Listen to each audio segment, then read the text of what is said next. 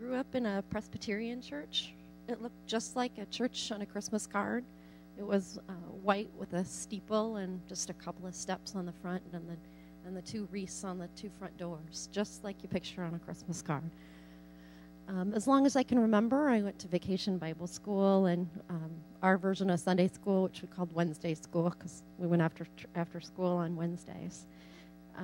I loved the games and songs and stories we heard, but there was nothing that really touched my heart. It was all just my head.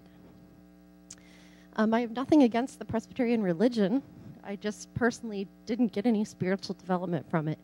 I didn't understand that Jesus wanted a personal relationship with me. What I was getting was fellowship from other good kids and adults who cared about me. When I was a freshman in high school, one of my friends from marching band invited me to one of her church's youth group outreaches. They called them riots, which, if I remember correctly, meant reaching in and out together. Each one of them would have a theme with games, contemporary Christian music, treats, and lots of fun, and an altar call. I'd never heard of altar calls before, and I thought they were a little zealous. But, I had a great time with my friends and our youth group, and very quickly her youth group at the Mennonite church became my youth group. I went there more than just social things. I started to find a family of Christian friends there. I started going on to the regular Sunday night youth group meetings and Bible studies and on Wednesdays. Soon my parents weren't very pleased at all about all the time I was spending at another church.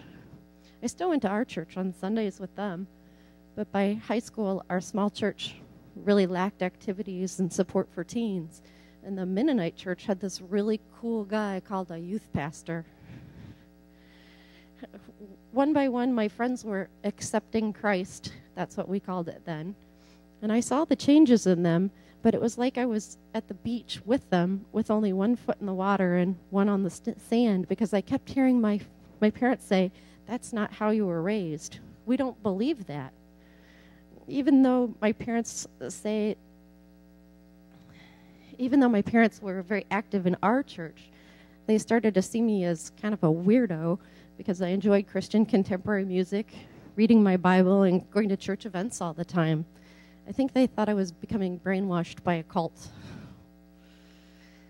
When I was 16 years old, I was at a mud-themed riot. Yes, it was mud, like mud volleyball and mud softball, that kind of stuff. And I finally stood up at the altar call. My friends were shocked. They thought that I was never going to do it. I think my heart was already there. It was just my brain that worried that wasn't what we believed in. I've never forgotten that day. Honestly, I think I was won over by the thought of what if I'm wrong? I can't see a downside of doing it their way.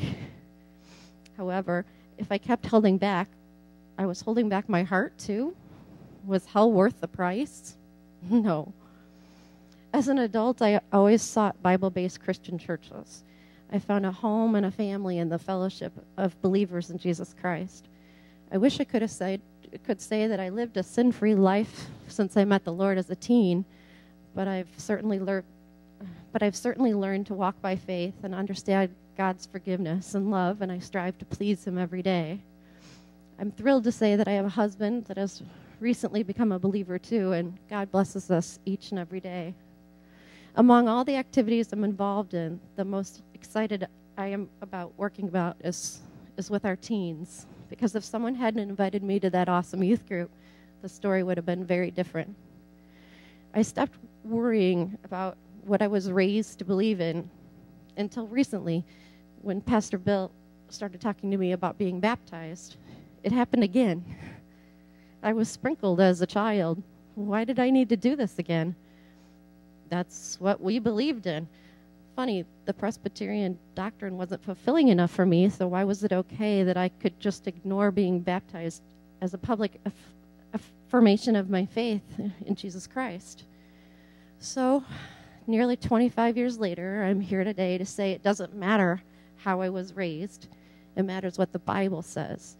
There are no babies being sprinkled in the Bible.